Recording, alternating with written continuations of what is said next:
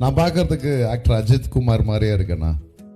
உங்களுக்கு நான் இப்போ சொன்னேன், நான் அஜித் குமார் மாதிரி இருக்கிறேன்னு கேட்டவுடனே உங்கள் அத்தனை பேரோட முகத்துலேயே ஒரு ஸ்மைல் இருக்குது, ஒரு நக்கலான ஒரு நீ அஜித்தாடா, because you have seen how Ajith Kumar is.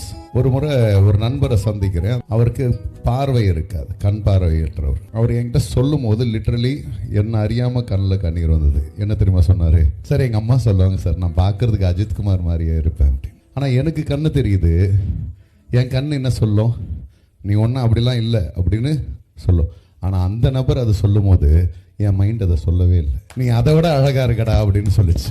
What the real meaning of beauty is, உன்னோட தாட்ஸ் தான் உண்மையான பியூட்டி. உன்னோட எண்ணம் அழகாக இருக்குதான்றது தான் பார்க்கணுமே தவிர உன்னோட உருவம், நீ வெள்ளையாக இருக்கியா, கருப்பாக இருக்கியா, இல்லை சிவப்பாக இருக்கியா, பயங்கர சினி ஸ்டார் மாதிரி இருக்கியா, அதெல்லாம் தேவையில்லை.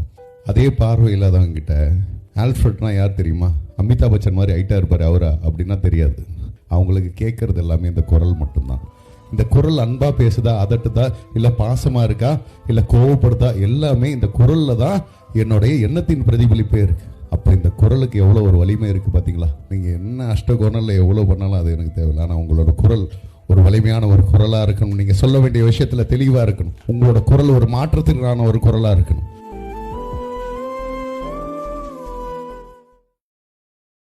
Download ShareChat.